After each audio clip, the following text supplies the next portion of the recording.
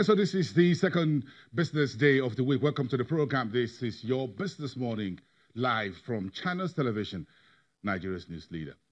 Let's get what's our Tuesday's business briefing for you. Nigeria borrowed 2.32 trillion naira to finance budget 2017. That's according to some data from the annual report of the Debt Management Office. Those figures, if you break it down, shows 1.067 trillion naira sourced from foreign sources for 2017 budget, while the local component of the headline, 2.32 trillion naira, came via 1.254 trillion naira from the local sources. Of course, you know the various sources of budgetary funding for the current administration.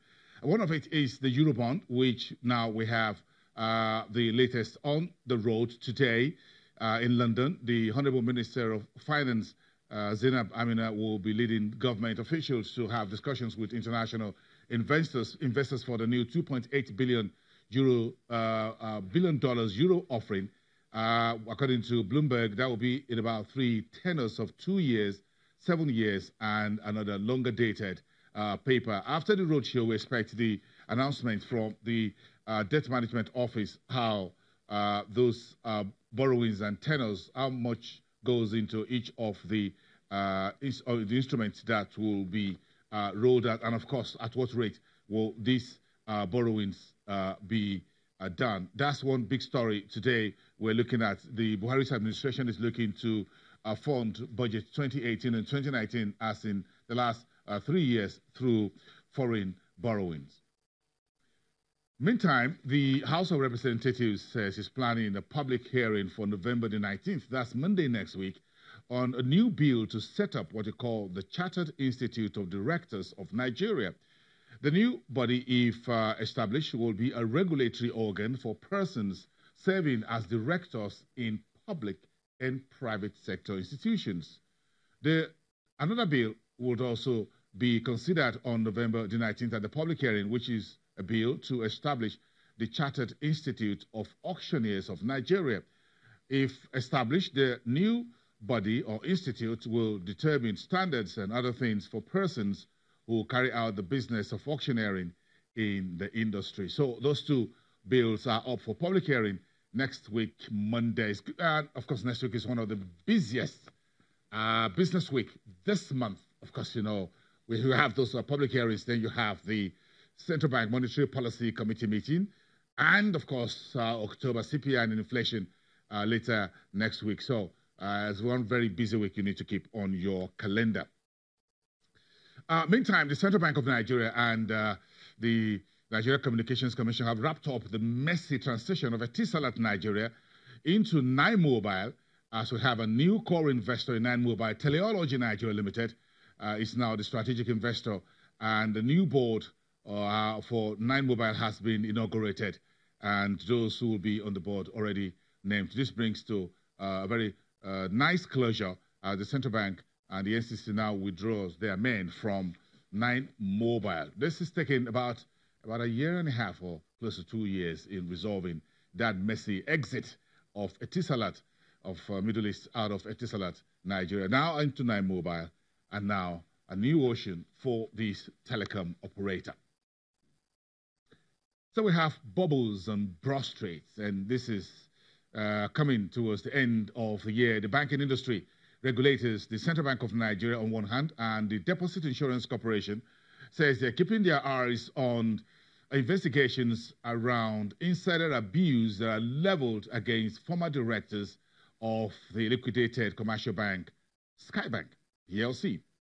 NDIC says the former management of Skybank contributed to the lender's failure via insider abuse, poor corporate governance, and banking malpractices. And that is now under law enforcement investigations. Meantime, Diamond Bank and Access Bank have come out and informed the Nigerian Stock Exchange that they have no plan of any corporate wedlock. That came out yesterday afternoon. Diamond Bank and Access Bank informed the stock exchange, of course, as listed companies, they had to inform the stock exchange if they plan to go to the altar, mergers or acquisitions, anything of sort. The NSE must be informed first, at the same time as the Securities and Exchange Commission, and of course, you know, the Central Bank of Nigeria. Now, both institutions, Diamond Bank and Access Bank, says the rumors on Broad Street that Access Bank is making a move to acquire Diamond Bank, whose capital base falls under regulatory threshold, is not true. So that's where we leave that for now. Quite a lot of story, or what you call word on the street, still around that particular story. Meantime, Nigeria's housing problems, or housing market problems, may soon be resolved. Again, if we go by what FMDQ, OTC Securities Exchange, is planning a top-level housing sector summit during Lagos, November the 19th. That's next week, Monday as well. I'm getting my calendar, my diary filled for Monday next week already. So the FMDQ is planning this securities exchange so that the FMDQ OTC Securities Exchange is putting that get-together top-level folks in the industry to discuss the issue. Of course, government officials will be part of that as well.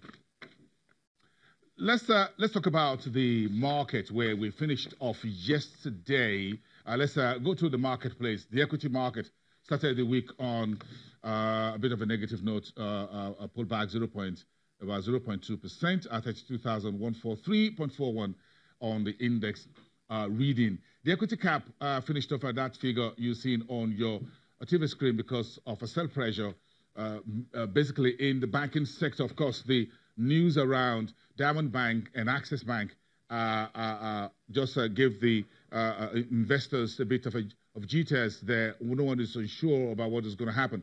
Then, of course, you know about the Skybank story. The NDIC saying they are ready to, they are cooperating, and they give their nod to the investigations ongoing into the activities of Skybank, former Skybank, as we now Polaris Bank. Where are we with the primary data? Roll that over, folks. Let's see very quickly. Less than 200 million, less than 150 million ordinary shares for those numbers, but quite active in terms of transactions, 2,772. Take me through the 5 sectors. You have the banking sector off 1.06%, insurance, their cousins, followed by 1.30%. Oil and gas managed about a 0.75% gain because Owando climbed 6.45%. Industrial goods were unchanged. Consumer goods did about 0.2%. Flamings was a big story in the consumer goods space yesterday. We have a lot more about consumer market later on the program. Okay, let's leave a bit of that for now. Try to understand Nigeria's interest rate market. We're looking for that single-digit package, but that looks a little bit elusive. Let's get a bit of a clear understanding. I've been wondering whether development finance institutions or development banks could be a game changer in that space.